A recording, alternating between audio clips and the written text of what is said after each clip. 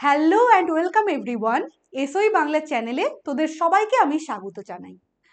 আজ আমরা চলে এসেছি, দেখতেই পাচ্ছিস, ক্লাস 11-এর সেমিস্টার 1-এর the most demanding P block এলিমেন্টসগুলো নিয়ে। দেখ, তোরা অলরেডি ক্লাস 11-এর ফার্স্ট সেমিস্টারে পিরিয়ডিক টেবিল এবং কেমিক্যাল বন্ডিং পড়ে ফেলেছিস। তো এই যে আমাদের পি ব্লক এলিমেন্টসগুলো আছে, এই পি ব্লক এলিমেন্টসগুলোর প্রায় 80% কিন্তু পিরিয়ডিক টেবিল এবং কেমিক্যাল বন্ডিং থেকে কভার হয়ে যায়, ঠিক আছে? তো তাই জন্য যদি ভালো করে কারোর পিরিয়ডিক টেবিল এবং কেমিক্যাল বন্ডিংয়ের কনসেপ্ট ক্লিয়ার থাকে, তাহলে তার পক্ষে পি ব্লক এলিমেন্ট কমপ্লিট করা কোনো চাপের হবে না। তাই জন্য আমি সাজেস্ট করব পি ব্লক এলিমেন্টসের পড়াশোনাটা শুরু করার আগে একটু পিরিয়ডিক টেবিল এবং কেমিক্যাল বন্ডিংটা আগে একবার ভালো করে দেখে নিবি, দেন পি ব্লকগুলো স্টার্ট করবি। ওকে, তাহলে আজ আমরা আমাদের পড়াশোনাতে চলে যাই। প্রথমেই দেখতে পাচ্ছিস আমাদের কেমিস্ট্রির স্টুডেন্টদের স্বর্গরাজ্য বলে আমরা যাকে চিনি, মানে পিরিয়ডিক টেবিল সামনে বড় করে দেয়া হয়েছে। আমাদের ঘরে কিছু থাকুক আর না থাকুক, কেমিস্ট্রি স্টুডেন্টদের একটা করে পিরিয়ডিক টেবিলের চার্ট দেওয়ালের সঙ্গে ঝোলানো থাকবে। তো এই পিরিয়ডিক টেবিলে তোরা দেখেছিলিস যে গ্রুপ নাম্বার 1 এবং গ্রুপ নাম্বার 2-কে কালিটা সিলেক্ট করে নি। গ্রুপ নাম্বার 1 এবং গ্রুপ নাম্বার 2, এই দুটো গ্রুপকে আমরা বলি যে এস ব্লক এলিমেন্টস।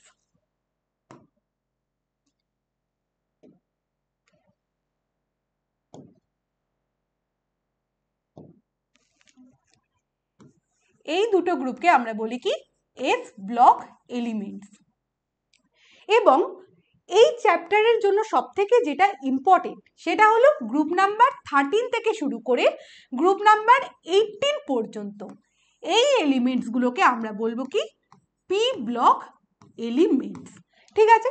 তো এই পি ব্লক এলিমেন্টসের ক্ষেত্রে আমাদের ক্লাস 11-এর সিলেবাসে রয়েছে গ্রুপ নাম্বার 13, গ্রুপ নাম্বার 14 এবং ক্লাস 12-এর সিলেবাসে গ্রুপ নাম্বার 15, 16, 17 এবং 18 এগুলো আছে। কেমন? তো আজকে আমরা চলে যাই একদম সোজা গ্রুপ নাম্বার 13-এর ক্ষেত্রে। দেখ, গ্রুপ নাম্বার 13-এর ক্ষেত্রে আমরা এলিমেন্টসগুলো দেখতে পাচ্ছি বোরন, অ্যালুমিনিয়াম, গ্যালিয়াম, ইন্ডিয়াম এবং থ্যালিয়াম। এখন এই যে এলিমেন্টসগুলো আমরা দেখতে পাচ্ছি, এই সমস্ত এলিমেন্টসগুলোর ইলেকট্রনিক কনফিগারেশন কি হবে? দেখ, গ্রুপ নাম্বার 13-এ যেটা জেনারেল ইলেকট্রনিক কনফিগারেশন,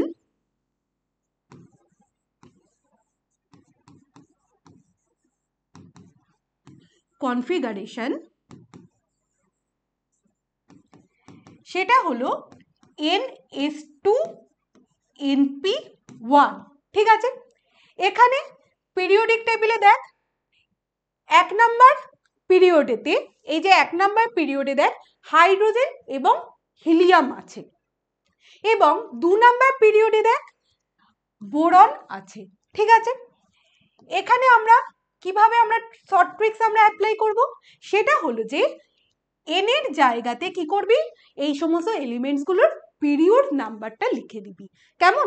তার মানে যেহেতু বোরন সেকেন্ড পিরিয়ডে আছে, তাই জন্য এন এর জায়গায় কি হবে 2s2 2p1, তাহলে বোরনের ইলেকট্রনিক কনফিগারেশন হলো কত 2s2 2p1। ওকে, এরপরে যেরকম যেরকম আছে দেখ boron, aluminium, gallium, indium, thallium, এদের ক্ষেত্রে কি করবি, তার পরের অর্থাৎ 2-এর পরে 3, 4, 5, 6 এইরকম ভাবে নাম্বারগুলো সব লিখে দিবি, মানে পরপর পরপর পিরিয়ড অনুযায়ী নাম্বারগুলো লিখে দিবি। তার মানে অ্যালুমিনিয়ামের ক্ষেত্রে কি হবে, দেখ 2-এর পর 3 আসছে অর্থাৎ 3s2 3p1। একইভাবে গ্যালিয়ামের ক্ষেত্রে দেখ 4s2 4p1, ইন্ডিয়ামের ক্ষেত্রে দেখ 5s2 5p1 এবং থ্যালিয়ামের ক্ষেত্রে দেখ 6s2 6p1, ঠিক আছে? এইভাবে আমরা ইলেকট্রনিক কনফিগারেশনগুলো করব। এবার এখানে দেখ লেখা হয়েছে বোরনের কনফিগারেশনের ক্ষেত্রে হিলিয়াম 2s2 2p1, তার কারণটা কি? কারণ বোরনের ক্ষেত্রে আমরা জানি টোটাল ইলেকট্রন সংখ্যা হলো 5টা। তো বোরনের আমরা যদি ইলেকট্রনিক কনফিগারেশন যদি করি তাহলে কি হবে? তাহলে সেক্ষেত্রে হলো 1s2 2s2 2p1 হবে।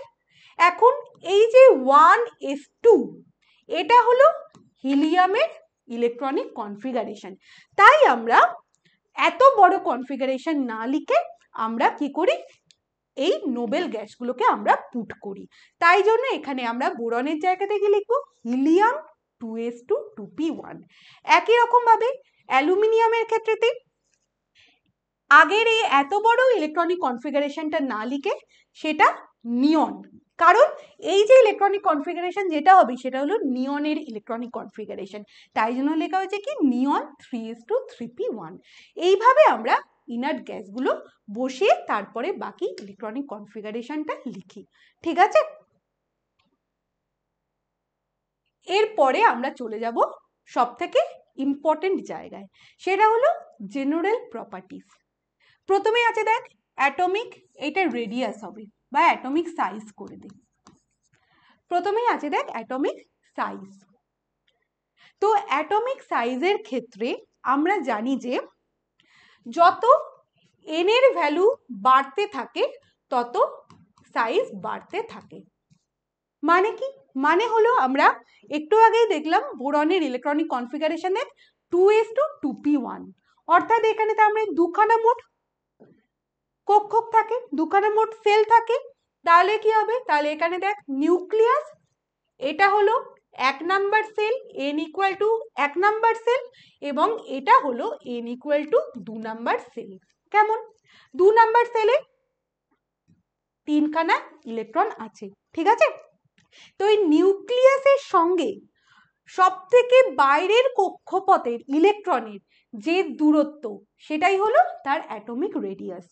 তাহলে সেই ক্ষেত্রেতে বোরনের ক্ষেত্রে অ্যাটমিক রেডিয়াসটা হলো এইটুকুনি। কিন্তু এবার যখন আমরা আস্তে আস্তে যখন থ্যালিয়ামের দিকে যাব, দেখ থ্যালিয়ামের ক্ষেত্রে n এর ভ্যালু কত? 6।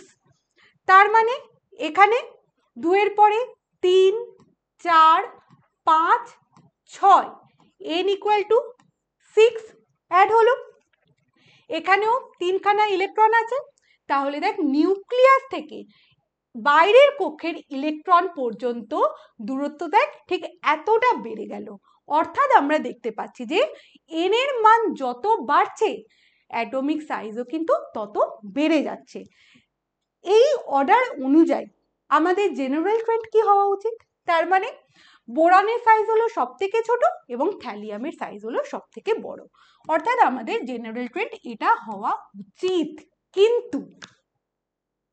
কিন্তু এইখানেই আছে একটা এক্সেপশন, আর যেখানে থাকবে এক্সেপশন সেখান থেকেই হবে প্রশ্ন। কি এক্সেপশন থাকে না, এখান থেকে এক্সেপশনটা যেটা হয় সেটা হলো অ্যালুমিনিয়াম এবং গ্যালিয়ামের মধ্যে একটা এক্সেপশন থাকে।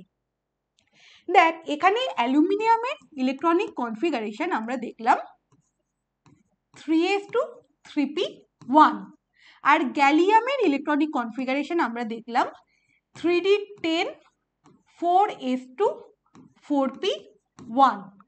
অর্থাৎ গ্যালিয়াম যখন এসেছে তখন 4s2 4p1 এর আগে ডি উপকক্ষে মোট 10খানা ইলেকট্রনও কিন্তু সঙ্গে সঙ্গে এসেছে।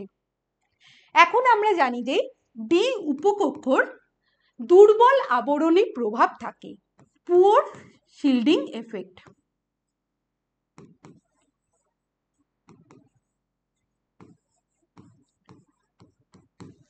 পিরিয়ডিক টেবিলে পড়েছিস যে ডি উপকক্ষর পুয়ার শিল্ডিং এফেক্ট থাকে, তার ফলে কি হয়? তার ফলে জেড এফেক্টিভের মান বেড়ে যায়। জেড এফেক্টিভের মান বেড়ে গেলে সাইজ কি হয়? কমে যায়। তার মানে গ্যালিয়ামের ক্ষেত্রে যেহেতু ডি উপকক্ষ আছে তাই দুর্বল আবরণী প্রভাবের জন্য গ্যালিয়ামের জেড এফেক্টিভের মান অনেক বেড়ে গেছে এবং সাইজও কিন্তু অ্যালুমিনিয়ামের তুলনাতে কমে গেছে। সেই কারণে এটার যে অর্ডারটা যেটা হবে সেটা হলো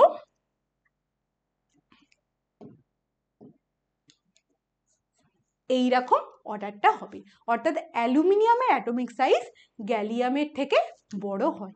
ঠিক আছে, নেক্সট আমরা চলে আসছি আয়োনাইজেশন এনার্জি।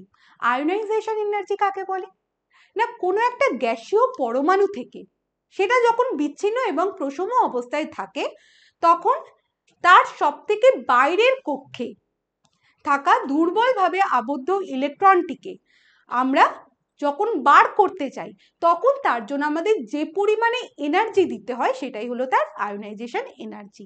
ঠিক আছে, তাহলে দেখ এখন নিউক্লিয়াসের সঙ্গে কোনো একটা ইলেকট্রন যদি স্ট্রংলি হোল্ড করা থাকে, মানে নিউক্লিয়াসের সঙ্গে ইলেকট্রনের অ্যাট্রাকশন পাওয়ার খুব বেশি হয়, তাহলে কি করতে হবে, তাহলে সেক্ষেত্রে আমাদের প্রচুর পরিমাণে এনার্জি দিতে হবে, তাই না? নিউক্লিয়াসের সঙ্গে, এটা ধর নিউক্লিয়াস, এটার সঙ্গে ধর ইলেকট্রনটা, ইলেকট্রন তো আর এরকম ভাবে তো আর থাকে না, এটাকে আমি বোঝাতে পারবো না, তাই জন্য এরকম ভাবে দেখাচ্ছি। হ্যাঁ, যদি এইভাবে যদি থাকে তাহলে দেখ এই ইলেকট্রনটাকে বার করার জন্য দেখ প্রচুর পরিমাণে দেখ আমাকে শক্তি দিতে হচ্ছে। তার মানে সেই ক্ষেত্রেতে আমরা দেখতে পাচ্ছি যে সাইজ যত কম হয় আয়োনাইজেশন এনার্জির ভ্যালু কিন্তু তত বেড়ে যায়। ঠিক আছে, যে সমস্ত ইলেকট্রনগুলো স্ট্রংলি হোল্ড করা থাকবে সেই সমস্ত ইলেকট্রনগুলোকে তাড়ানোর জন্য আমাদের প্রচুর পরিমাণে শক্তি দিতে হবে, আর যে সমস্ত ইলেকট্রনগুলো দুর্বলভাবে আবদ্ধ থাকবে সেই সমস্ত ইলেকট্রনগুলো তাড়ানোর জন্য আমাদের অল্প পরিমাণে শক্তি দিলেই চলবে। ঠিক আছে, তো আয়োনাইজেশন এনার্জির ভ্যালু কি কি বিষয়ের ওপর নির্ভর করে? আয়োনাইজেশন এনার্জির ভ্যালু নাম্বার 1 নির্ভর করে সাইজের ওপর। সাইজ যত বাড়বে তত কি হবে, তত নিউক্লিয়াসের সঙ্গে বাইরের কক্ষপথে ইলেকট্রনের অ্যাট্রাকশন তত কমবে, তত আয়োনাইজেশন এনার্জি কি হবে, কমে যাবে। ঠিক আছে, সাইজ যত বাড়বে আয়োনাইজেশন এনার্জি তত কমবে, অর্থাৎ সাইজের সঙ্গে আয়োনাইজেশন এনার্জি কিন্তু ব্যস্তানুপাতিক সম্পর্ক। নাম্বার 1। নাম্বার 2 কি, জেড এফেক্টিভ। জেড এফেক্টিভ যত বাড়বে তত আয়োনাইজেশন এনার্জির মান তত বাড়বে, এগুলো সব অলরেডি পিরিয়ডিক টেবিলে পড়েই এসেছিস। Number 3, half field and full field configuration.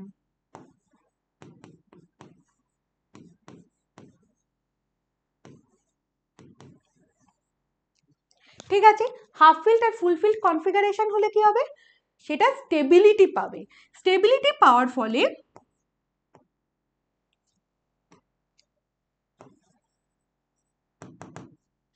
কি হবে, সেটার আয়োনাইজেশন এনার্জি ভ্যালুটা বেড়ে যাবে। আর অপশন 4 হলো পেনিট্রেশন পাওয়ার বা ভেদন ক্ষমতা। পেনিট্রেশন পাওয়ার যত বেশি হবে আয়োনাইজেশন এনার্জি তত বেড়ে যাবে।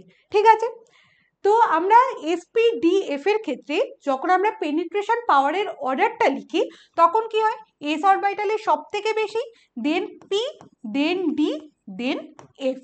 ঠিক আছে, তো এই চারটে ফ্যাক্টরের উপর আয়োনাইজেশন এনার্জি ডিপেন্ড করছে। তাহলে এখন চলে আসি আমরা মূল বিষয়ে, অর্থাৎ বোরন, অ্যালুমিনিয়াম, গ্যালিয়াম, ইন্ডিয়াম এবং থ্যালিয়ামের ক্ষেত্রে আয়োনাইজেশন এনার্জি কেমন হবে। তাহলে এখানে দেখ বোরন এর সাইজ হলো যে সব থেকে ছোট, আর আমরা কি জানি, আমরা জানি যে সাইজের সঙ্গে আয়োনাইজেশন এনার্জির হলো ব্যস্তানুপাতিক সম্পর্ক, সাইজ যত ছোট হবে আয়োনাইজেশন এনার্জি তত বেড়ে যাবে। সুতরাং এক্ষেত্রে আমরা বলবো যে বোরনের আয়োনাইজেশন এনার্জি বাকিগুলোর তুলনাতে সব থেকে বেশি হবে। নেক্সট আমরা চলে আসি অ্যালুমিনিয়াম এবং গ্যালিয়ামের মধ্যে। একটু আগে আমরা দেখতে পেলাম যে গ্যালিয়ামের ক্ষেত্রে সাইজ অ্যালুমিনিয়ামের থেকে ছোট, সেই কারণেতে এখান থেকে দেখতে পাওয়া যায় যে তাহলে গ্যালিয়ামের সাইজ যেহেতু ছোট, গ্যালিয়ামের আয়োনাইজেশন এনার্জি কিন্তু অ্যালুমিনিয়ামের থেকে বেশি হবে। ঠিক আছে, এইটা আমরা পেলাম। এরপরে গ্যালিয়াম থেকে ইন্ডিয়াম যেরকম নর্মাল ট্রেন্ড ফলো করছে, ঠিক আছে, অর্থাৎ গ্যালিয়ামের সাইজ ইন্ডিয়ামের সাইজের থেকে ছোট হয়, তাই জন্য গ্যালিয়ামের আয়োনাইজেশন এনার্জি ইন্ডিয়ামের থেকে বেশি হয়। নেক্সট আসছে ইন্ডিয়াম এবং থ্যালিয়ামের ক্ষেত্রে। দেখ এখানেও কিন্তু আমরা একটা এক্সেপশন পাই। হ্যাঁ, যেরকম ভাবে আমরা অ্যালুমিনিয়াম এবং গ্যালিয়ামের ক্ষেত্রে একটা এক্সেপশন পাচ্ছি, ঠিক সেই রকম ভাবে আমরা ইন্ডিয়াম এবং থ্যালিয়ামের ক্ষেত্রেও একটা এক্সেপশন পাই। কি সেই এক্সেপশন? সেটা হলো যে আমরা জানি থ্যালিয়ামের ইলেকট্রনিক কনফিগারেশন হলো 4f14 5d10 6s2 6p1। ঠিক আছে, অর্থাৎ এখানে একারামের রক্ষে নেই, লক্ষণ দোষর। মানে আগে ছিল গ্যালিয়ামের ক্ষেত্রে শুধুমাত্র ডি অরবিটাল, আর থ্যালিয়ামের ক্ষেত্রে ডি অরবিটালের সাথে সাথে চলে এসেছে কি এফ উপকক্ষ। আমরা জানি যে এফ উপকক্ষের আবরণী ক্ষমতা বা শিল্ডিং এফেক্ট কিন্তু সব থেকে কম। তার ফলে কি হয়, তার ফলে এই যে নিউক্লিয়াসের সঙ্গে 6s বা 6p এর ইলেকট্রনের যে আকর্ষণ বল, সেই আকর্ষণ বলটা অনেক বেশি স্ট্রং হয়, কারণ এরা সেইভাবে গার্ড করতে পারে না। তাই জন্য এই আকর্ষণ বলকে ছাড়িয়ে আমরা একটা ইলেকট্রনকে যদি বাইরে বার করতে চাই তাহলে আমাদের প্রচুর পরিমাণে শক্তি দিতে হয়। ঠিক আছে, সেই জন্য এক্ষেত্রে দেখতে পাওয়া যায় যে থ্যালিয়ামের আয়নাইজেশন এনার্জি ইন্ডিয়ামের থেকে অনেক বেশি হয়। ঠিক আছে, তো এর প্রধান একটা কারণ হলো পুয়ার শিল্ডিং অফ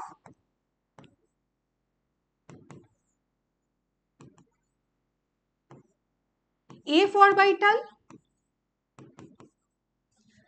আর একটা কারণ হলো ল্যান্থানয়েড কন্ট্রাকশন।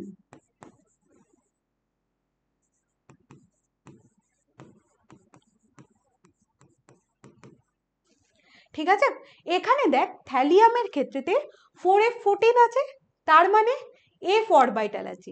এফ অরবিটাল গুলোর ক্ষেত্রে কি হয়, ল্যান্থানয়েড কন্ট্রাকশন হয়। কন্ট্রাকশন মানে কি, সংকুচিত হয়ে যাওয়া, ছোট হয়ে যাওয়া। অর্থাৎ এখানেতে থ্যালিয়ামের সাইজটা যেরকম হওয়ার কথা ছিল, কিন্তু ল্যান্থানয়েড কন্ট্রাকশনের জন্য, সংকুচিত হয়ে যাওয়ার জন্য এর সাইজটা অতটা বড় হয় না, তুলনামূলকভাবে তার তুলনাতে ছোট হয়ে যায়। ঠিক আছে, এবং সেই কারণে কিন্তু সাইজ ছোট হলে আয়োনাইজেশন এনার্জি বেড়ে যায়, তাই জন্য থ্যালিয়ামের আয়োনাইজেশন এনার্জি হলো ইন্ডিয়ামের থেকে বেশি। কেমন? কিন্তু এখানে দেখ থ্যালিয়ামের এই যে আয়োনাইজেশন এনার্জিটা যে বেড়ে গেল, বা বলতে পারি যে থ্যালিয়ামের ল্যান্থানাইড কন্ট্রাকশনের ফলে সাইজটা ছোট হয়ে গেল। ঠিক আছে, কিন্তু এই সাইজটা কিন্তু ইন্ডিয়ামের থেকে বেশি ছোট হয় না। ইন্ডিয়ামের সাইজটা হলো যে 167, মানে ওই 100 ধর তোমার 64 পিকো, না 167 পিকোমিটার মতোই, আর থ্যালিয়ামের সেখানে সাইজ হলো যে 170 পিকোমিটার। ঠিক আছে, মানে অলমোস্ট সেম সাইজ হয়, খুব একটা ছোট বড় হয় না। হ্যাঁ, ইন্ডিয়াম এবং থ্যালিয়ামের সাইজটা কিন্তু অলমোস্ট সেম হয়। তাহলে এখান থেকেও আমাদের প্রশ্ন আসবে, কারণ এখান থেকে দেখ দুখানা এক্সেপশন আছে। নেক্সট আমরা চলে যাচ্ছি অক্সিডেশন নাম্বারে। অক্সিডেশন নাম্বার আমরা কি করে ক্যালকুলেট করব না, অক্সিডেশন নাম্বার আমরা ক্যালকুলেট করব এনএস অরবিটালে যতগুলো ইলেকট্রন আছে এবং এনপি অরবিটালে যতগুলো ইলেকট্রন আছে তাদের যোগফল। ঠিক আছে, তাহলে এনএস অরবিটালে যতগুলো ইলেকট্রন আছে, তার মানে এখানে দেখ দুটো ইলেকট্রন আছে, এবং এনপি অরবিটালে একটা ইলেকট্রন আছে, তার মানে সেই ক্ষেত্রে এদের হাইয়েস্ট অক্সিডেশন স্টেট কত হবে, 2 + 1 = 3।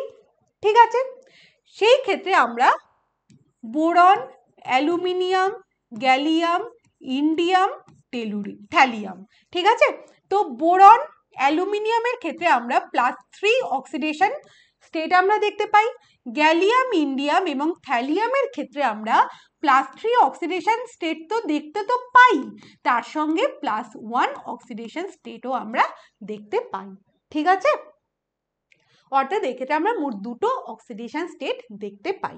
এবারে হলো যে এখান থেকে প্রশ্ন কি আসবে, এখান থেকে প্রশ্ন আসবে নাম্বার 1, নোট বলে লিখে রাখ, B has stable oxidation state +3 but it does not exist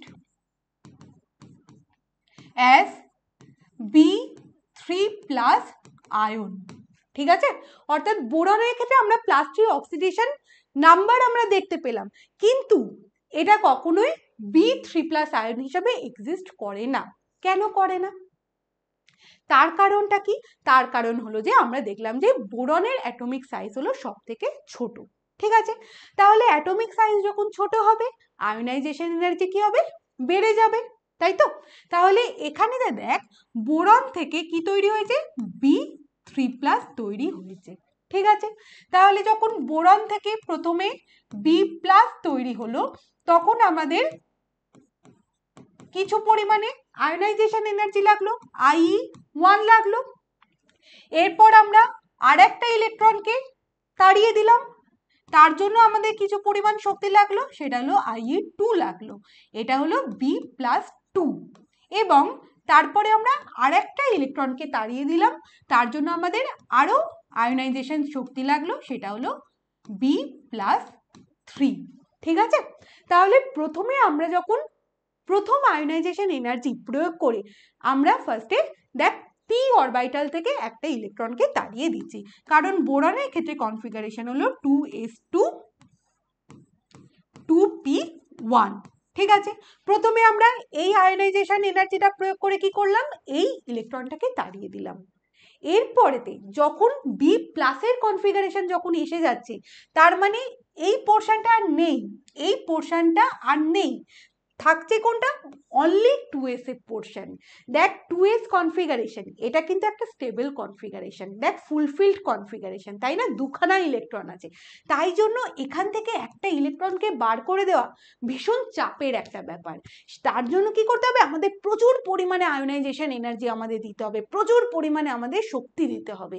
সেই জন্য আমরা এই যে ওভারঅল যে IE1 IE2 এবং IE3 এর ভ্যালু সেটা প্রচুর বেড়ে যায়, সেই কারণে আমরা বোরনকে সহজে B3+ এ পরিণত করতে পারি না।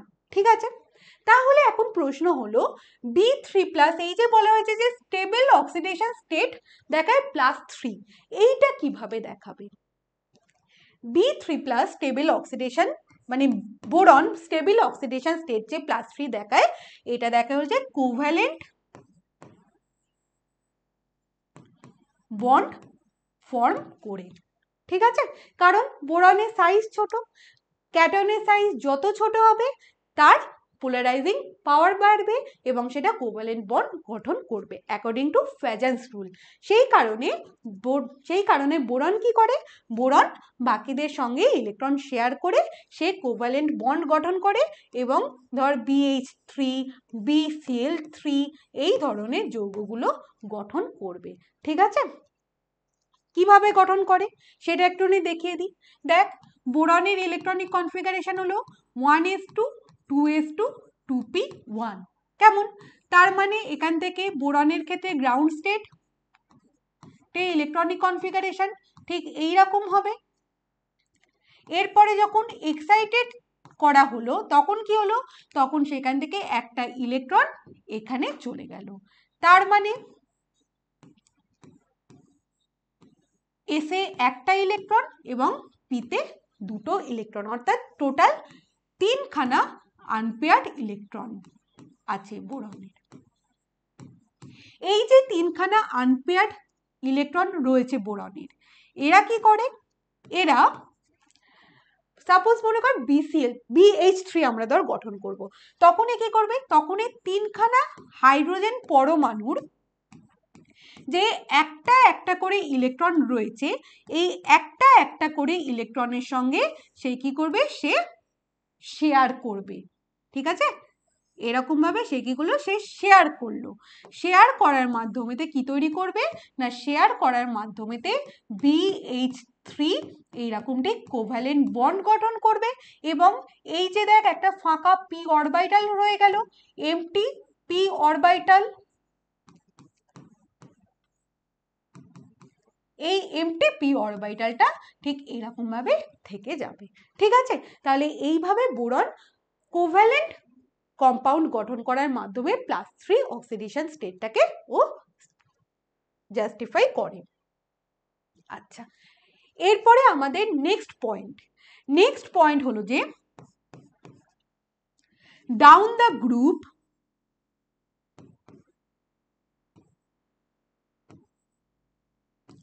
মানে আমরা যত বোরন থেকে থ্যালিয়ামের দিকে যত আসছি, down the group +1 oxidation state is more stable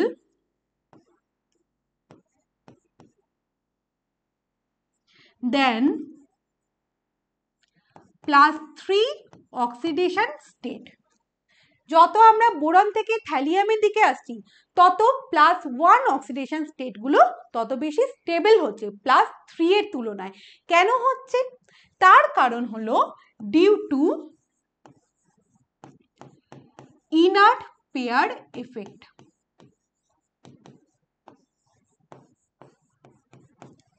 এখন এই ইনার্ট পেয়ার এফেক্টটা জিনিসটা কি?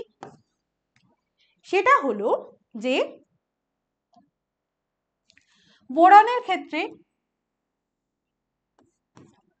তো দুটো সেল আছে আর থ্যালিয়ামের ক্ষেত্রে টোটাল 6খানা সেল আছে, 6। ঠিক আছে, এখানে n = 6। কেমন? এখানে 6s এ 2খানা ইলেকট্রন আছে এবং 6p তে 1খানা ইলেকট্রন আছে। ঠিক আছে, এবার দেখ থ্যালিয়ামের 6s এর এবং 6p এর আগে কি আছে? 4f14 আছে এবং 5d10 আছে। আমরা জানি যে 4f14 এবং 5d10 এর আবরণী প্রভাব হলো ভীষণ দুর্বল এবং সেই দুর্বল আবরণী প্রভাবের জন্য কি হয়, নিউক্লিয়াসের সঙ্গে এই যে 6s এর অ্যাট্রাকশন ফোর্স, এই অ্যাট্রাকশন ফোর্স কিন্তু প্রচন্ড বেশি হয় এবং সেই অ্যাট্রাকশন ফোর্সের জন্য, মানে এত স্ট্রং অ্যাট্রাকশন ফোর্সের জন্য কিন্তু এই দুটো ইলেকট্রন সহজে বেরিয়ে গিয়ে তারা কেমিক্যাল বন্ডিং এ অংশগ্রহণ করতে পারে না। কেমন? এই দুটো ইলেকট্রন এরা কেমিক্যাল বন্ডিং এ অংশগ্রহণ করতে পারছে না। শুধুমাত্র পিতে এই যে 1খানা ইলেকট্রন আছে, এই একটা ইলেকট্রন বেরিয়ে গিয়ে এই কেমিক্যাল বন্ডিং এ পার্টিসিপেট করে। এই যে এস অরবিটালের ইলেকট্রনগুলোর কেমিক্যাল বন্ডিং এ অংশগ্রহণ করতে না পারা, এইটাকেই বলা হয় যে ইনার্ট পেয়ার এফেক্ট। ঠিক আছে, এবং এই ইনার্ট পেয়ার এফেক্টের জন্য যেহেতু মাত্র 1খানা ইলেকট্রন কেমিক্যাল বন্ডিং এ অংশগ্রহণ করে, তাই জন্য আমরা দেখতে পাই যে থ্যালিয়ামের ক্ষেত্রে +1 অক্সিডেশন স্টেট স্টেবল হয়।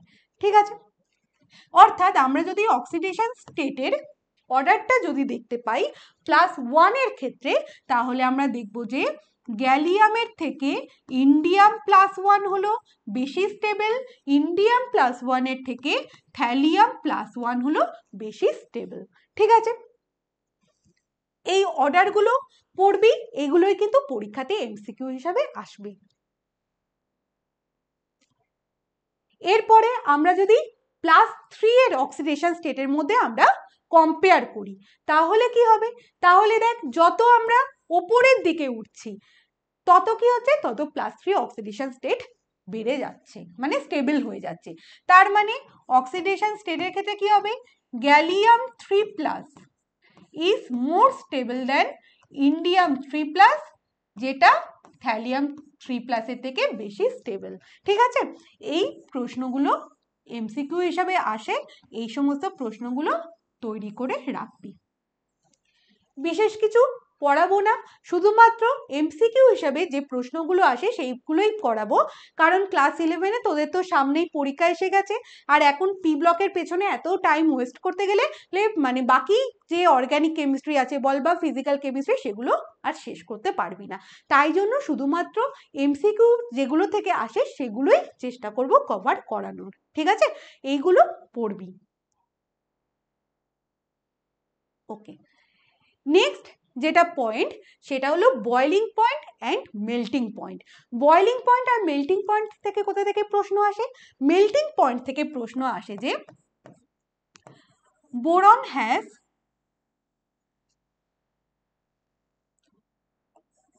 হাই মেল্টিং পয়েন্ট, এটার কারণটা কি? আর গ্যালিয়ামের লোয়েস্ট মেল্টিং পয়েন্ট দেখতে পাওয়া যায়, এটার কারণটা কি? এই দুটো প্রশ্ন আসে, মাঝখান থেকে আর কিছু আসে না। বোরনের সব থেকে বেশি মেল্টিং পয়েন্ট, তার কারণ কি? তার কারণ হলো দেখ, এখানে একটা সুন্দর একটা স্ট্রাকচার দেখতে পাচ্ছিস, এই স্ট্রাকচারটার জন্য। এই স্ট্রাকচারটা কি স্ট্রাকচার? সেটা হলো আইকোসাহেড্রন স্ট্রাকচার।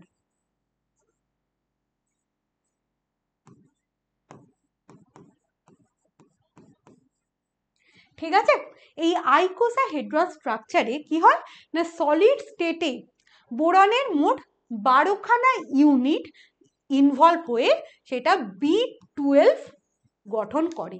B12 ভিটামিন নয় কিন্তু, হ্যাঁ, বোরনের টোটাল 12খানা ইউনিট ইনভলভ হয়, হয়ে সেটা কি গঠন করে? B12 গঠন করে। ঠিক আছে, তো এই যে 12খানা ইউনিট যুক্ত যখন হচ্ছে, তার মানে বুঝতেই পারছিস কতটা বড় একটা জায়েন্ট মলিকিউল তৈরি করছে। ঠিক এইরকম দেখতে একটা সমযোজী পলিমেরিক কম্পাউন্ড মানে মলিকিউল তৈরি করে।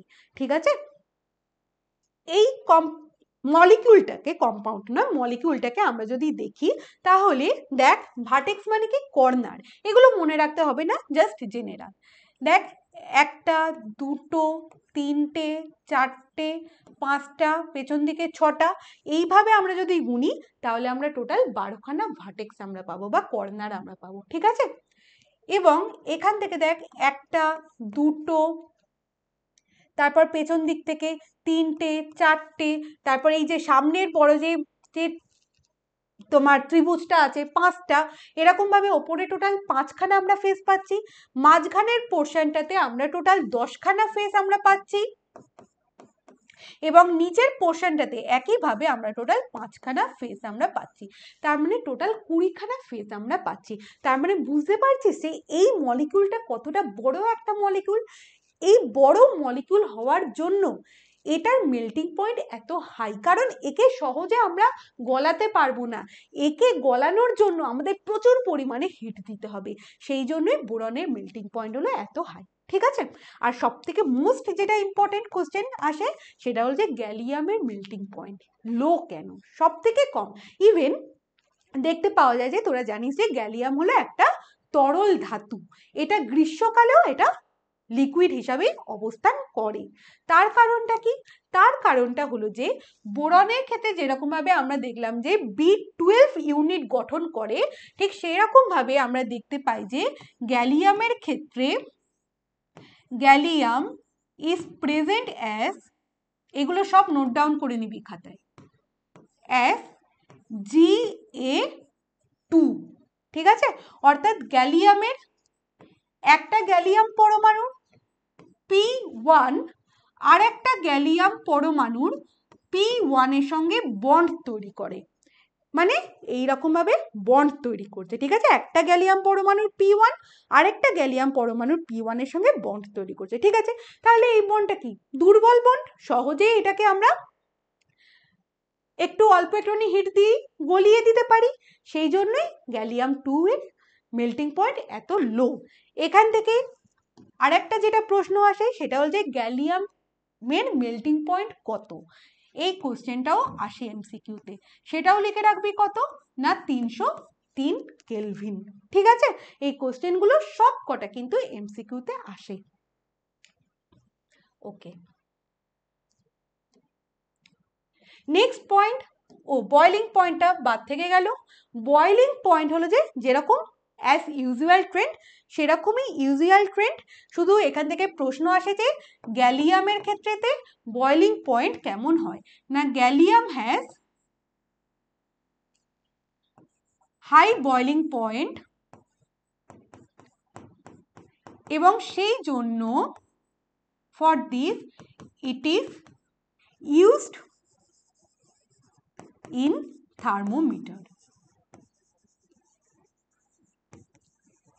পাইরোমিটারও ইউজ করা হয়। ঠিক আছে, গ্যালিয়ামের যেহেতু হাই বয়লিং পয়েন্ট এবং লো মেল্টিং পয়েন্ট, তাই জন্য গ্যালিয়ামকে আমরা থার্মোমিটারে ইউজ করি। এই কোশ্চেনটাও এমসিকিউতে আসে, তাই এটাও তৈরি করে রাখবি। ওকে, এরপরে টেস্ট ইউরসেলফ কোশ্চেনগুলো আছে, এগুলো আমি পরে করাচ্ছি। আর একটা জিনিস আমাদের বাদ থেকে গেল, সেটা হলো যে ইলেকট্রোনেগেটিভিটির অর্ডার। ইলেকট্রোনেগেটিভিটির অর্ডার কি হবে?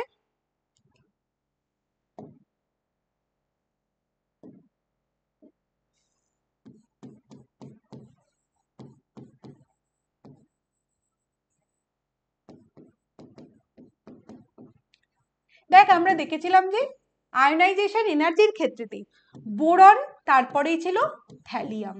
ঠিক আছে, এখানেও ঠিক একই অর্ডারটাই ফলো করে, অর্থাৎ বোরন, থ্যালিয়াম, তারপর হলো ইন্ডিয়াম, তারপর গ্যালিয়াম, তারপর অ্যালুমিনিয়াম। ঠিক আছে, ইলেকট্রোনেগেটিভিটির অর্ডারটাও পড়ে রাখবি। টেস্ট ইউরসেলফ কোশ্চেন একদম লাস্টে আমরা করব, তার আগে যেগুলো পড়ানোর সেগুলো আগে পড়িয়ে দিই। আচ্ছা, নেক্সট আমাদের আছে দেখ বোরনের অস্বাভাবিক আচরণ, যেটাকে আমরা বলি কি অ্যানোমালাস বিহেভিয়ার। আমরা জেনারেলি জানি যে পিরিয়ডিক টেবিলের সেকেন্ড পিরিয়ডের এলিমেন্টগুলো অস্বাভাবিক আচরণ প্রদর্শন করে। মানে হলো যে এই যে বোরন তার বাকি গ্রুপেতে যে সমস্ত এলিমেন্টসগুলো আছে, মানে ধর অ্যালুমিনিয়াম, গ্যালিয়াম, ইন্ডিয়াম, থ্যালিয়াম, এদের তুলনায় ডিফারেন্ট প্রপার্টি শো করে। ঠিক আছে, সেই ধরনের প্রপার্টিগুলোকে আমরা বলি কি অস্বাভাবিক আচরণ। তার কারণ কি? তার কারণ হলো আমরা জানি যে এদের সবার থেকে বোরনের সাইজ হলো ছোট। তাহলে 1 নাম্বার পয়েন্ট হলো ডিউ টু স্মল সাইজ। ঠিক আছে, ছোট সাইজ হওয়ার জন্য কি হবে? আয়োনাইজেশন এনার্জি বেড়ে যাবে, কারণ সাইজের সঙ্গে আয়োনাইজেশন এনার্জির ব্যস্তানুপাতিক সম্পর্ক, তাই জন্য হাই আয়োনাইজেশন এনার্জি। ঠিক আছে, 3 নাম্বার পয়েন্ট কি? 3 নাম্বার পয়েন্ট হলো যে বোরনের ক্ষেত্রে কনফিগারেশন কি ছিল বল? 2s2 2p1। আমরা জানি যে 2 নাম্বার সেলের ক্ষেত্রে কোনো ডি উপকক্ষ হয় না, তাই না? n ইকুয়াল টু যখন 2, তখন l ইকুয়াল টু কত? l ইকুয়াল টু মানে অ্যাজিমুথাল কোয়ান্টাম নাম্বার কত হয় বল? 0 থেকে শুরু করে n-1 পর্যন্ত। তার মানে n-1 মানে কত? 2 - 1, দ্যাট ইজ ইকুয়াল টু 1। তার মানে 0 আর 1, 0 অর্থাৎ s অরবিটাল এবং 1 অর্থাৎ p অরবিটাল, তারপরে আর d অরবিটাল হয় না। তো যেহেতু ডি অরবিটাল যেহেতু নেই, তাই জন্য আমরা অস্বাভাবিক আচরণ দেখতে পাই, কারণ এটা অক্টেট কে এক্সপ্যান্ড করতে পারে না। ঠিক আছে, বোরনের ক্ষেত্রে ম্যাক্সিমাম কোভ্যালেন্সি আমরা 4 আমরা দেখতে পাই, তার বেশি দেখতে পাই না। ঠিক আছে, তাহলে এখানে রিজন কি হবে? Due to absence of d orbital. Mainly এই 3টে কারণের জন্য আমরা বোরনের অ্যানোমালাস বিহেভিয়ার দেখতে পাই। ঠিক আছে, এমসিকিউ এর জন্য এর থেকে আর বেশি দরকার নেই। এরপর আছে ইম্পর্টেন্ট রিঅ্যাকশনস অফ গ্রুপ 13। প্রথমেই আছে দেখ এলিমেন্ট মানে গ্রুপ 13 এর এলিমেন্টগুলোর সঙ্গে অক্সিজেনের বিক্রিয়া। গ্রুপ 13 এর এলিমেন্টগুলোর সঙ্গে অক্সিজেন হাই টেম্পারেচারে বিক্রিয়া করে E2O3 টাইপের যৌগ তৈরি করে। তার মানে বোরনের সঙ্গে অক্সিজেন হাই টেম্পারেচারে বিক্রিয়া করে দেখ B2O3 তৈরি করবে। অ্যালুমিনিয়াম, সরি এখানে অ্যালুমিনিয়াম হবে, অ্যালুমিনিয়াম বিক্রিয়া করে Al2O3 তৈরি করবে। গ্যালিয়াম Ga2O3 তৈরি করবে। ইন্ডিয়াম In2O3 তৈরি করবে। থ্যালিয়াম Tl2O3 তৈরি করবে। ঠিক আছে, তো এখানেতে দেখ এদের প্রত্যেকের অক্সিডেশন স্টেট দেখ +3 করে। ঠিক আছে, আর গ্যালিয়াম, ইন্ডিয়াম আর থ্যালিয়াম +1 অক্সিডেশন স্টেটেতে কি যৌগ তৈরি করবে? Ga2O, In2O, Tl2O। ঠিক আছে, এগুলো হলো +1 অক্সিডেশন স্টেটে তৈরি করবে। কেমন? আচ্ছা, এবারে হলো যে এখান থেকে যেটা প্রশ্ন আসে, নোট বলে লিখে রাখ যে boron does not react in its crystalline form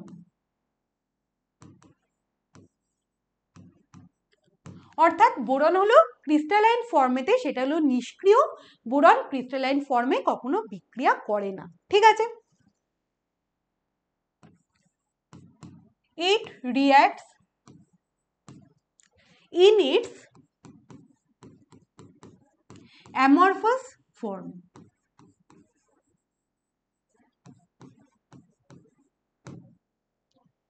ঠিক আছে, এটা অ্যামরফাস ফর্মে বিক্রিয়া করবে। নাম্বার 2 পয়েন্ট হলো অ্যালুমিনিয়াম কখনো ড্রাই এয়ারের সঙ্গে বিক্রিয়া করে না। ঠিক আছে, aluminium can not react with dry air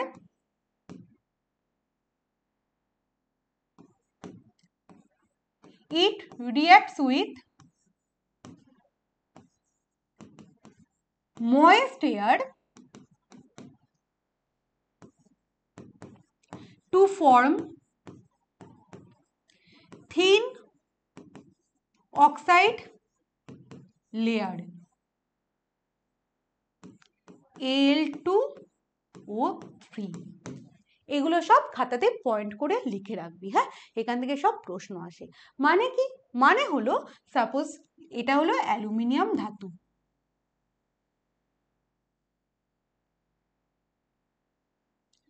ঠিক আছে, এটার সঙ্গে বাতাসের অক্সিজেন বিক্রিয়া করলো, বিক্রিয়া করে এটার ওপর কি করবে, কালিটা বারবার থাকলে এরকম হয়ে যাচ্ছে, বিক্রিয়া করে কি করবে, বিক্রিয়া করে একটা থিন লেয়ার অফ Al2O3 তৈরি করবে। ঠিক আছে, একদম পুরো একটা পাতলা Al2O3 লেয়ার তৈরি করবে। তার ফলে বাতাসের অক্সিজেন আর ফার্দার এই লেয়ারকে ভেদ করে অ্যালুমিনিয়ামের সঙ্গে বিক্রিয়া করতে পারে না। ঠিক আছে, সেটাই বলা হয়েছে যে অ্যালুমিনিয়াম ময়েস্ট এয়ার মানে আর্দ্র বায়ুর সঙ্গে বিক্রিয়া করে, বিক্রিয়া করে Al2O3 একটা থিন লেয়ার তৈরি করে। কেমন, এই কোশ্চেনটাও পরীক্ষায় আসে। ওকে, এরপরে আমরা নেক্সট স্লাইডে যাই। নেক্সট স্লাইডে দেখ, এই যে E2O3 ফর্ম করলো মানে অক্সাইডস গুলো ফর্ম করলো, B2O3 Al2O3 এরা কি ধরনের অক্সাইডস? দেখ, আমরা জানি যে বোরন হলো নন মেটাল মানে অধাতু, যেগুলো অধাতু হয় সেগুলো আম্লিক অক্সাইড তৈরি করে। তাহলে সেক্ষেত্রে আমরা বলতে পারি যে B2O3 হলো একটা আম্লিক অক্সাইড। কেমন, এখান থেকে প্রচুর প্রশ্ন দেয়, তাই জন্য এই চারটা খুব ভালো করে তৈরি করবি। অ্যামফোটেরিক অক্সাইড মানে উভধর্মী অক্সাইড কোনটা, Al2O3 Ga2O3। আর বেসিক অক্সাইড কোনটা, বেসিক অক্সাইড হলো In2O3 আর থ্যালিয়াম অক্সাইড।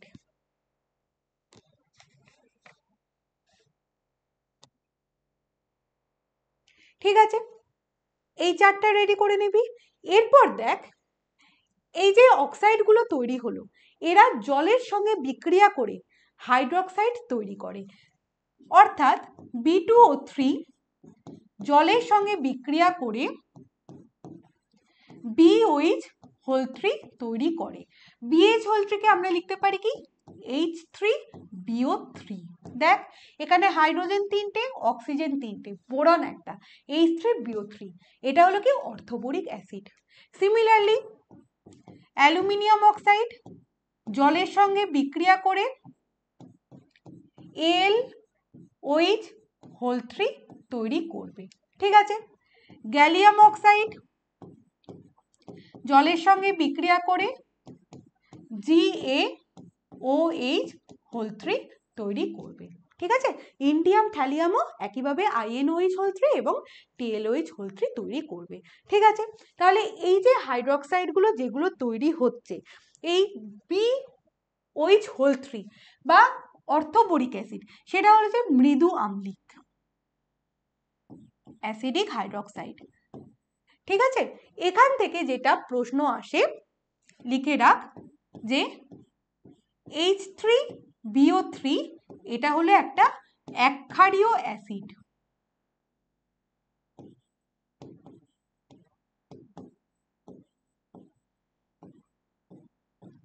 কেন? কারণ H3BO3 এটাকে আমি BOH3 হিসাবে লিখছি, তাহলে তোদের বুঝতে সুবিধা হবে। এটা কি করে? এটা জলের সঙ্গে বিক্রিয়া করে BOH4 মাইনাস তৈরি করে এবং দেখ জলকে আমরা কিভাবে ভাঙতে পারি? H প্লাস আর OH মাইনাস, তাই তো? তো এটার সঙ্গে কি হলো? OH মাইনাস পার্টটা যুক্ত হলো, যুক্ত হয়ে কি তৈরি করবে? BOH4 মাইনাস তৈরি করলো এবং তার সঙ্গে একটা H প্লাস আয়ন মুক্ত করে। যেহেতু একটা H প্লাস আয়ন মুক্ত করছে, তাই জন্য সেটাকে আমরা বলি কি? একক্ষারীয় অ্যাসিড। এইটা পরীক্ষাতে আসে, ঠিক আছে? আমরা অ্যাম্ফোটেরিকের ক্ষেত্রে আমরা কি পাই? LOH3 আর JaOH3। আর বেসিকের ক্ষেত্রে কি পাই? InOH3 আর TlOH3। ঠিক আছে, এগুলো ভালো করে মুখস্থ করে রাখবি, মানে তৈরি করবি, মুখস্থ নয়, বুঝে পড়া, তৈরি করবি, এখান থেকে কিন্তু প্রশ্ন আসে।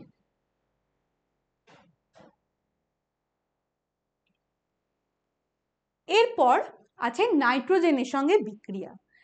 এক্ষেত্রে আমাদের মনে রাখতে হবে, নোট বলে লিখে নিবি, boron and aluminium reacts with nitrogen.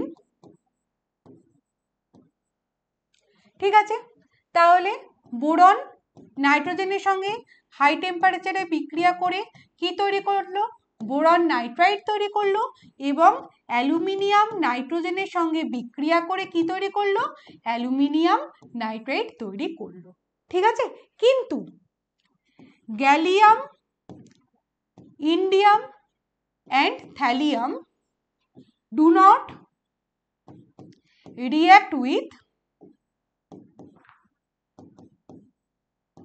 Nitrogen. ঠিক আছে, এরা নাইট্রোজেনের সঙ্গে বিক্রিয়া করে না। এই প্রশ্নগুলো আসে। নেক্সট আমরা দেখব structure of BN. Structure of BN থেকে কি ধরনের প্রশ্ন আসে? দেখ, বোরনের ক্ষেত্রেতে বিএন ক্যাপিটাল এন হবে। বিএন এর ক্ষেত্রে আমরা যদি total number of electrons count করি, তাহলে বোরনের ক্ষেত্রে ইলেকট্রন সংখ্যা কত? 5টা। নাইট্রোজেনের ইলেকট্রন সংখ্যা কত? 7টা। তার মানে টোটাল হলো 5 + 7 = 12। ঠিক আছে, তাহলে এটা কার সঙ্গে আইসো ইলেকট্রনিক? এটা হলো কার্বন C2। তার মানে দেখ, কার্বনের ইলেকট্রন সংখ্যা হলো 6টা, 6 × 2 দ্যাট ইজ ইকুয়াল টু 12। ঠিক আছে, তার মানে এখান থেকে যেটা প্রশ্ন আসে সেটা হলো যে বোরনের স্ট্রাকচার কার সঙ্গে আইসো ইলেকট্রনিক, তাহলে সেখান থেকে বলবি যে বোরনের স্ট্রাকচার হলো C2 এর সঙ্গে আইসো ইলেকট্রনিক। এইটা প্রশ্নটা আসে।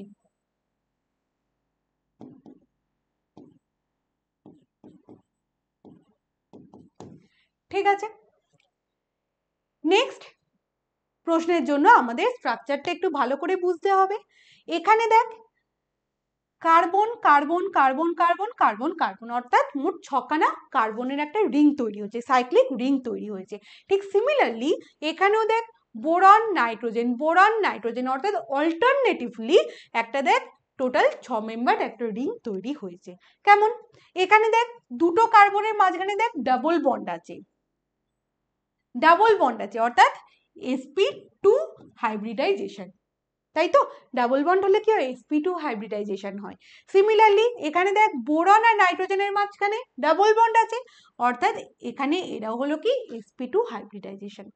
ঠিক আছে, এখানে দেখ গ্রাফাইটের দেখ ফার্স্ট লেয়ার, এই যে লেয়ারটা ফার্স্ট লেয়ার, ওপরে দেখ সেকেন্ড লেয়ার, তার উপরে আবার লেয়ার থাকে থার্ড লেয়ার, এইভাবে লেয়ার লেয়ার করে করে সজ্জিত হয়। ঠিক সেই রকম ভাবে বোরন নাইট্রাইটের ক্ষেত্রে দেখ ফার্স্ট লেয়ার, সেকেন্ড লেয়ার, তার উপরে থার্ড লেয়ার, এইভাবে লেয়ার লেয়ার করে সজ্জিত থাকে। সুতরাং আমরা তার মানে বলতে পারি যে বোরন নাইট্রাইট এবং গ্রাফাইটের স্ট্রাকচার কিন্তু সেম। এবং এই কারণেই নোট বলে লিখে রাখবি, boron nitrite is also known as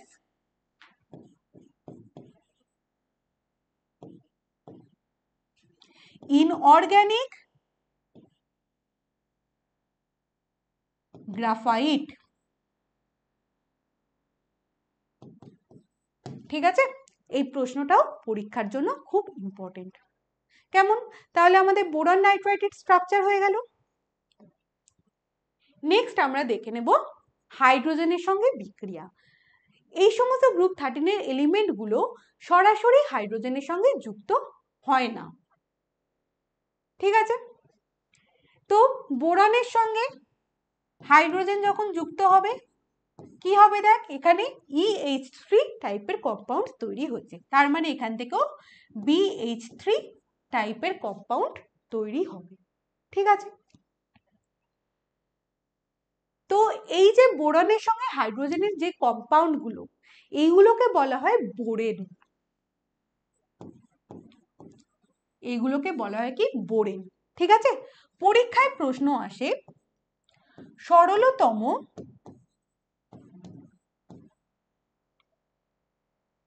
বোরেন কোনটি বলে 4টে অপশন দেয়া থাকবে, উত্তর হবে কি ডাইবোরেন। ঠিক আছে, এখন প্রশ্ন হলো ডাইবোরেন জিনিসটা কি। ডাইবোরেনের সংকেত হলো B2H6। ঠিক আছে, অর্থাৎ এখানে দেখ দুখানা BH3 মলিকিউল পরস্পরের সঙ্গে যদি যুক্ত হয় তাহলে সেক্ষেত্রে কিন্তু B2H6 মলিকিউল আমরা পাই। দেখ B2H6 মলিকিউল আমরা পাই। ঠিক আছে, কিন্তু এখন প্রশ্ন হলো এইভাবে যুক্ত হওয়াকে কি বলা হয়, ডাইমারাইজেশন বা ডাইমার তৈরি করা। কিন্তু এখন প্রশ্ন হলো BH3 এরকম ডাইমার গঠন করার প্রয়োজনীয়তাটা কেন হলো। তার কারণ হলো দেখ একটু আগে আমরা BH3 গঠন আমরা দেখলাম, সেখান থেকে আমরা দেখতে পেলাম যে বোরনের ক্ষেত্রেতে এস অরবিটালে এক্সাইটেড স্টেটে এস অরবিটালে একখানা ইলেকট্রন ছিল এবং পি অরবিটালে দুটো আনপেয়ার্ড ইলেকট্রন ছিল, তাই তো। তো বোরনের এই যে তিনখানা আনপেয়ার্ড ইলেকট্রনের সঙ্গে 3টে হাইড্রোজেন পরমাণুর একটা একটা করে ইলেকট্রন কি করেছে, তারা ইলেকট্রনকে শেয়ার করেছে। ইলেকট্রন শেয়ারিং এর মাধ্যমে দেখ BH3 ওকে এঁকেছে যখন তখন এই পাশেই আঁকি।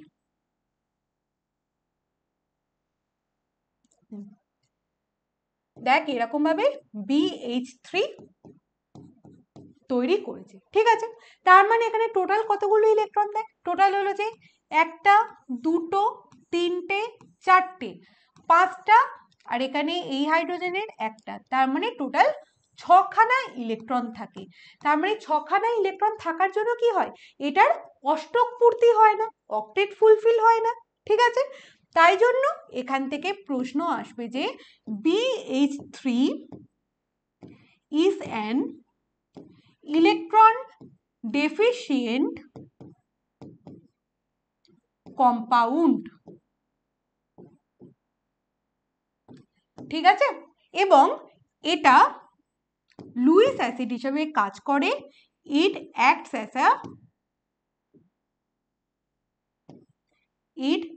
as Luis acid.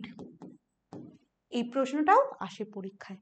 ঠিক আছে, তাহলে এটা তো ইলেকট্রন ডেফিশিয়েন্ট কম্পাউন্ড, মানে এটা খুব একটা স্টেবল নয়, তাই জন্যই কি করে, তাই জন্যই ডাইমারাইজ করে যায়। কিভাবে ডাইমারাইজ করে, B2H6 এর স্ট্রাকচার ভীষণ ইম্পর্টেন্ট স্ট্রাকচার। তাহলে এখান থেকে দেখ আমরা দেখতে পেলাম যে একটা বোরন পরমাণুর ক্ষেত্রেতে, তাহলে আমরা দেখতে পেলাম একটা, আচ্ছা নীল কালিতে করে দিই, দুটো, তিনটে ইলেকট্রন আছে এবং তার সঙ্গে দেখ একটা ভ্যাকেন্ট পি অরবিটাল আছে বা এমটি পি অরবিটাল আছে। ঠিক আছে, তাহলে আমরা এমটি পি অরবিটালটাকে ঠিক এইভাবে আঁকলাম। এটা গেল একটা মলিকিউল। তাহলে সেম আর একটা মলিকিউলও আছে, সেটার ক্ষেত্রেও একই রকমই হবে, অর্থাৎ বোরন এখানে একটা ইলেকট্রন, তিনখানা আনপেয়ার্ড ইলেকট্রন হয়ে গেল এবং তার সঙ্গে একটা ভ্যাকেন্ট পি অরবিটাল আছে। ঠিক আছে, এবার আমরা কি করব, এবার আমরা BH3 মতো এই যে দুখানা হাইড্রোজেনকে যেরকম ভাবে আমরা দিয়েছি ঠিক সেরকম ভাবে দুখানা হাইড্রোজেনকে দিয়ে দেব।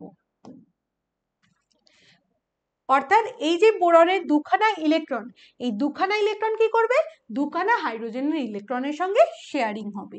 তার মানে এরকম ভাবে হাইড্রোজেন এর একটা ইলেকট্রন আর এখানে হাইড্রোজেন এর একটা ইলেকট্রন।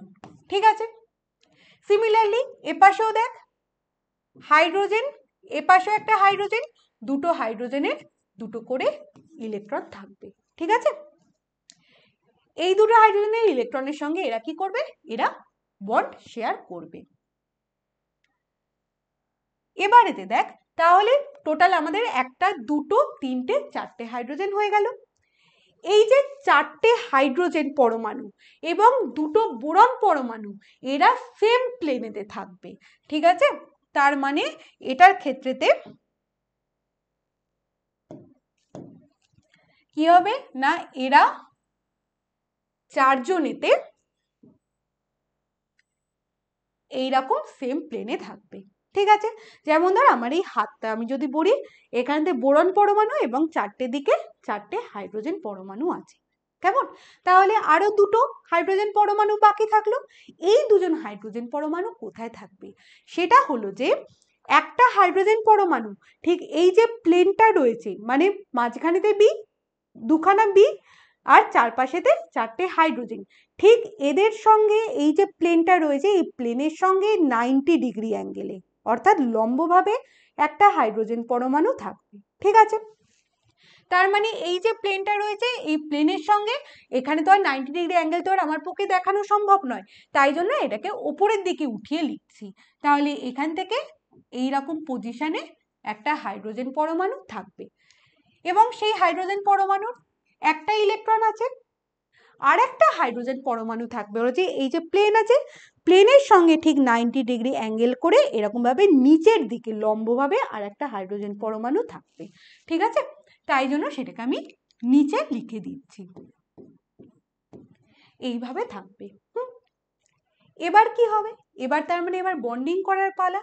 দেখ এখান থেকে আমি যদি এই পাশে আমি যদি আঁকি বোরন,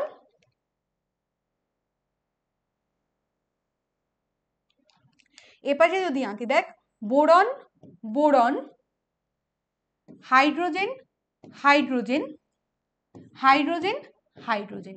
ঠিক আছে, এখানে কি হবে, এই দুটো ইলেকট্রন শেয়ারিং এর মাধ্যমে একটা বন্ড তৈরি হবে, এই দুটো ইলেকট্রন শেয়ারিং এর মাধ্যমে একটা বন্ড তৈরি হবে। সিমিলারলি এখানে দেখ এই দুটো ইলেকট্রন শেয়ারিং এর মাধ্যমে একটা বন্ড তৈরি হবে এবং এই দুটো ইলেকট্রন শেয়ারিং এর মাধ্যমে দেখ একটা বন্ড তৈরি হবে।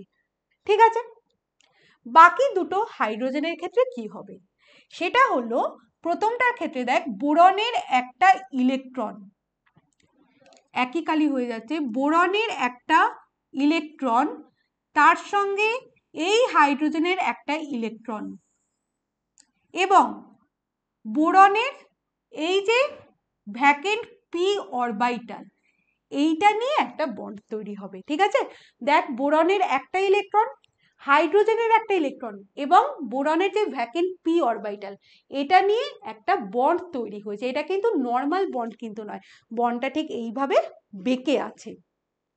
সিমিলারলি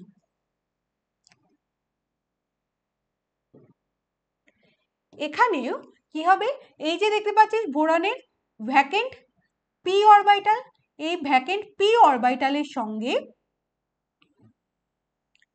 হাইড্রোজেনের ইলেকট্রন এবং বোরনের এই যে একটা ইলেকট্রন বেঁচে গেছে এই ইলেকট্রনটা নিয়ে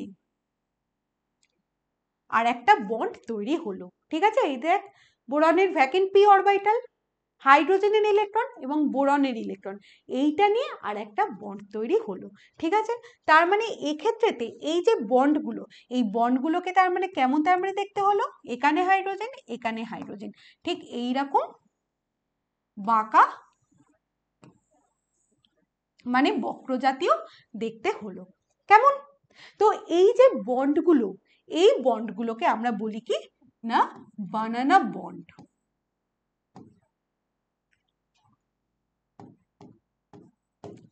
ঠিক আছে, এখন দেখ এই ব্যানানা বন্ডগুলো কি দিয়ে তৈরি হয়েছে। দেখ বোরন, হাইড্রোজেন, বোরন, অর্থাৎ টোটাল 3খানা সেন্টার দিয়ে তৈরি হয়েছে। নোট বলে লিখে দিবি, 3টে সেন্টার দিয়ে তৈরি হয়েছে। এবং ইলেকট্রন কতগুলো আছে দেখ, একটা ইলেকট্রন, দুটো ইলেকট্রন, আর একটা দেখ ভ্যাকেন্ট পি অরবিটাল, অর্থাৎ টোটাল মোট 2খানা ইলেকট্রন দিয়ে তৈরি হয়েছে। তার মানে এখানে তৈরি হচ্ছে কি 3 সেন্টার্ড 2 ইলেকট্রন বন্ড ফর্ম হয়। ঠিক আছে, এরকম বন্ডের সংখ্যা কতগুলো, উপরে একটা নিচে একটা, অর্থাৎ টোটাল 2। ঠিক আছে, আর এখানে দেখ কি হচ্ছে, এখানে দেখ বোরন হাইড্রোজেন দুটো সেন্টার, এখানে দেখ বোরন হাইড্রোজেন দুটো সেন্টার, এরকম ভাবে 2 সেন্টার, আর দুটো সেন্টারের ক্ষেত্রে দেখ একটা দুটো ইলেকট্রন, তার মানে 2 সেন্টার 2 ইলেকট্রন বন্ড তৈরি হয়। এবং এর সংখ্যা কতগুলো বল, একটা, দুটো, তিনটে, চারটে, অর্থাৎ টোটাল হলো 4টে 2 সেন্টার 2 ইলেকট্রন বন্ড তৈরি হবে। ঠিক আছে, বোঝা গেল এই পর্যন্ত। এরপরে দেখ এই যে বন্ডগুলো তৈরি হলো তার হাইব্রিডাইজেশন কেমন হয়। এখানে আমরা যদি বোরনের হাইব্রিডাইজেশন যদি দেখি, তাহলে দেখ একটা এস অরবিটাল এবং 3খানা পি অরবিটাল কিন্তু ইনভলভ হয়েছে B2S6 এর গঠনে, তাই না? এই দুখানা না ইলেকট্রনও ইনভলভ হয়েছে এবং এই যে ভ্যাকেন্ট অরবিটালটা সেটাও ইনভলভ হয়েছে, তাই জন্য এখানেতে হাইব্রিডাইজেশন হলো যে sp3 হাইব্রিডাইজেশন। ঠিক আছে, তাহলে এক্ষেত্রে বোরনের হাইব্রিডাইজেশন কি sp3 হাইব্রিডাইজেশন, এবং হাইড্রোজেনের হাইব্রিডাইজেশন মানে পিওর এস অরবিটাল আছে, তাই জন্য বোরন এবং হাইড্রোজেনের এই যে হাইড্রোজেনগুলো এগুলোকে আমরা কি বলি না টার্মিনাল হাইড্রোজেন বলি, মানে প্রান্তীয়। ঠিক আছে, টার্মিনাল হাইড্রোজেন আমরা বলি, তার মানে বোরন এবং এই প্রান্তীয় হাইড্রোজেন বা টার্মিনাল হাইড্রোজেনের সঙ্গে আমরা sp3s বন্ডিং আমরা দেখতে পাচ্ছি। ঠিক আছে, আর এই যে হাইড্রোজেনগুলো এগুলো দেখ একটা সেতুর মতন আছে বা একটা ব্রিজ করে আছে, তাই জন্য এটাকে আমরা বলি কি ব্রিজিং হাইড্রোজেন। ঠিক আছে, তাহলে এই ব্রিজিং হাইড্রোজেনের ক্ষেত্রে দেখ এটা sp3, এটা s, এটা sp3, অর্থাৎ এই ক্ষেত্রেতে তাহলে আমরা দেখতে পাচ্ছি কি না sp3s sp3 এইভাবে রয়েছে, বন্ড করে রয়েছে। ঠিক আছে, এবার হলো টোটাল ইলেকট্রন সংখ্যা কতগুলো। টোটাল ইলেকট্রন সংখ্যা দেখ, এখানে দেখ একটা, দুটো, তিনটে, চারটে, দেখ একটা, দুটো, তিনটে, চারটে, এখানে দেখ পাঁচটা, ছটা, দাঁড়া আমার চোখে অসুবিধা হচ্ছে, সাতটা, এখানে হলো আটটা, এপাশে হলো নটা, 10টা, 11টা, 12টা। ঠিক আছে, তার মানে টোটাল নাম্বার অফ ইলেকট্রনস কতগুলো না টোটাল হলো যে 12 ইলেকট্রন সিস্টেম। ঠিক আছে, তার মানে এটাও হলো কিন্তু ইলেকট্রন ডেফিসিয়েন্ট, কারণ ওখানেতে টোটাল 8 দুগুণে 16টা ইলেকট্রন থাকার কথা ছিল, কিন্তু এখানে টোটাল কতগুলো ইলেকট্রন আছে দেখ 12খানা ইলেকট্রন আছে, তার মানে B2S6 মলিকিউলটাও কিন্তু ইলেকট্রন ডেফিসিয়েন্ট মলিকিউল। ঠিক আছে, তাহলে এখান থেকে প্রশ্ন আসে যে এই যে আর একটা জিনিস, সেটা হলো যে এই যে দেখ এই বন্ডগুলো, এই যে দেখ HBH, এই বন্ডের মান হলো কত 120 ডিগ্রি, এবং ভেতরের যে বন্ড সেই বন্ডের মান হলো কত 97 ডিগ্রি। ঠিক আছে, এই বন্ড থেকেও প্রশ্ন আসে, আর যেটা সব থেকে বেশি ইম্পর্টেন্ট প্রশ্ন আসে সেটা হলো যে তল, যে এখান দিয়ে 2খানা বোরন অ্যাটম এবং 4খানা হাইড্রোজেন অ্যাটম সেম প্লেনে অবস্থিত, ওপরের হাইড্রোজেনটা প্লেনের সঙ্গে 90 ডিগ্রি অ্যাঙ্গেল করে আছে এবং নিচের হাইড্রোজেনটা প্লেনের সঙ্গে 90 ডিগ্রি অ্যাঙ্গেল করে আছে। ঠিক আছে, এখান থেকে প্রশ্নগুলো আসে। আচ্ছা, নেক্সট আছে টেস্ট ইউরসেলফ কোশ্চেন। তো টেস্ট ইউরসেলফ কোশ্চেন আমাদের আগেরগুলো করা হয়নি, আমরা একেবারে প্রথম থেকে করি। কোশ্চেন নাম্বার 4, 3, 2 আর 1। হ্যাঁ, এখান থেকে আমরা করব। ঠিক আছে, কোশ্চেনগুলো পড়বি, পজ করবি, করে অ্যান্সার করবি, তারপরে আমার সঙ্গে মিলিয়ে নিবি। ঠিক আছে, প্রথম কোশ্চেন দেখ কি বলা হয়েছে, গ্রুপ 13 মৌল সমূহের পারমাণবিক ব্যাসার্ধের সঠিক ক্রম হলো। এটা আমরা একটু আগেই দেখেছিলাম, boron, gallium, aluminium, indium, thallium. Option D হলো রাইট অ্যান্সার। নেক্সট কোশ্চেন দেখ কি বলা হয়েছে, গ্রুপ 13 মৌলগুলির একজ্যোতি যৌগ গঠনের প্রবণতা যে ক্রম মেনে চলে, অর্থাৎ +1 আমরা জানি ডাউন টু দ্য গ্রুপ কি হয়, বেশি স্টেবল হয়। অর্থাৎ এখানে দেখ থ্যালিয়ামে +1 কনফরমেশন বলছি +1 অক্সিডেশন স্টেট বেশি স্টেবল হয়। ঠিক আছে, তাহলে সেক্ষেত্রে দেখ এখানে দেখ বোরন হবে না, এখানেও বোরন হবে না, এখানে কি আছে সবকটা সমান হবে না, কি হবে, অপশন ডি হলো কারেক্ট অ্যান্সার। ঠিক আছে, কারণ এখানে দেখ থ্যালিয়ামের +1 অক্সিডেশন স্টেট সব থেকে বেশি স্টেবল। নেক্সট কোশ্চেন কি বলা হয়েছে দেখ, যে মৌলটি তাপমাত্রার এক প্রশস্ত পরিসরে তরল থাকে এবং উচ্চ তাপমাত্রা মাপার জন্য ব্যবহার করা হয় সেটি হলো, একটু আগেই বললাম, গ্যালিয়াম। নেক্সট কোশ্চেন হলো, অ্যালুমিনিয়ামের তুলনায় গ্যালিয়ামের কম ব্যাসার্ধের কারণ হলো, কি বলেছিলাম, poor shielding effect of d orbital, তার ফলে জেড এফেক্টিভ বৃদ্ধি পাচ্ছে, সাইজ কমে যাচ্ছে। তাহলে কি আছে দেখ অপশনে কি বলা হয়েছে, ডি অরবিটাল গুলির দুর্বল আবরণী প্রভাব। ঠিক আছে, এটা একদম, এটা প্রভাব হবে। তারপরে দেখি বলা হয়েছে দেখ নিউক্লিয়ার চার্জের বৃদ্ধি, জেড এফেক্টিভ বেড়ে যাচ্ছে। অপশন এ আর অপশন বি দুটোই হলো কারেক্ট অ্যান্সার।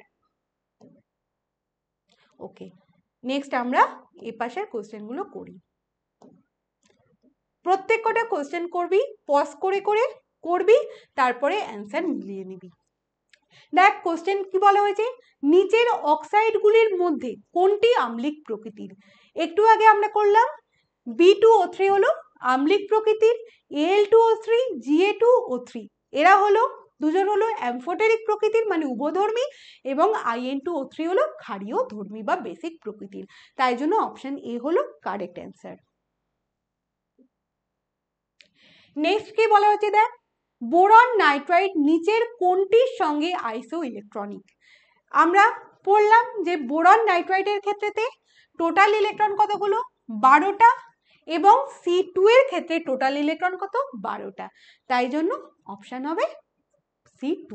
ঠিক আছে,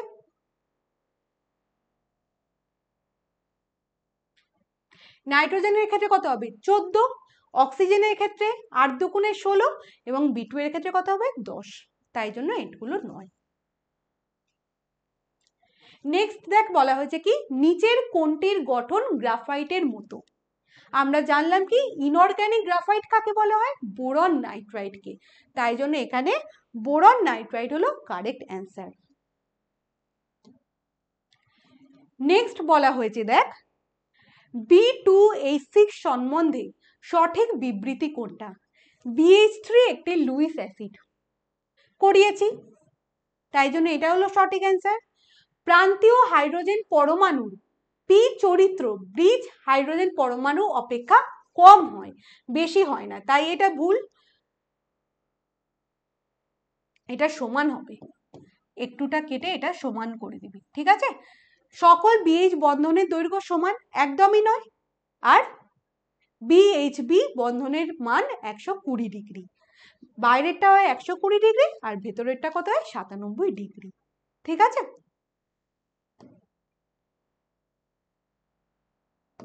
আচ্ছা, এরপর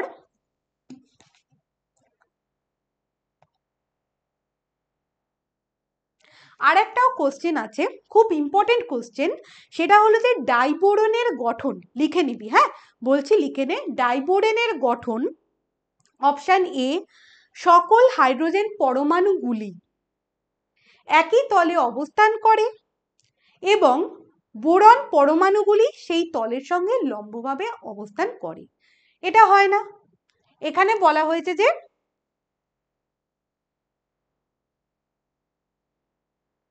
সমস্ত হাইড্রোজেন পরমাণুগুলো যে ছখানা আছে প্রত্যেকটা একই তলে অবস্থান করে এবং বোরন পরমাণুগুলো সেই তলের সঙ্গে লম্বভাবে অবস্থান করে। এটা আমরা দেখলাম নয়। অপশন বিতে বলা হয়েছে দেখ, দুটি বোরন পরমাণু এবং চারটি প্রান্তীয় হাইড্রোজেন পরমাণু একই তলে অবস্থান করে।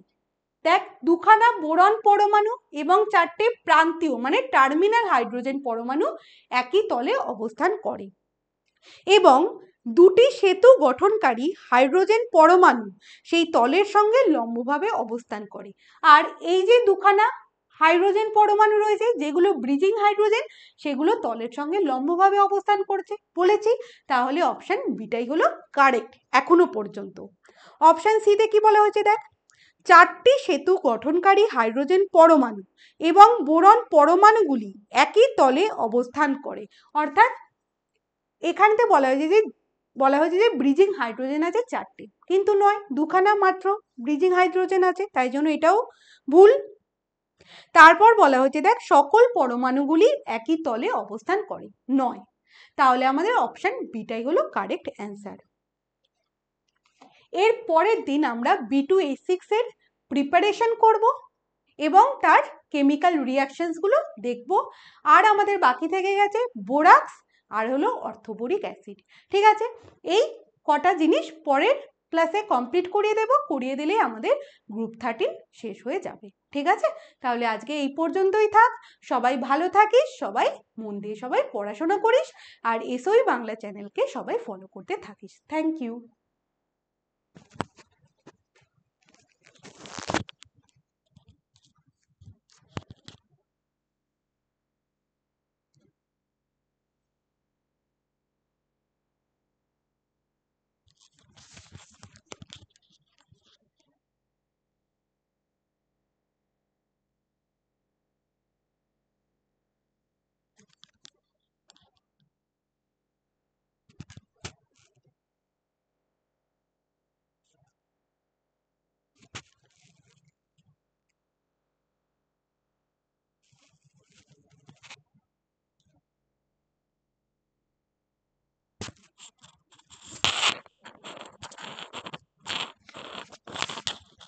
হ্যাঁ, হয়ে গেছে।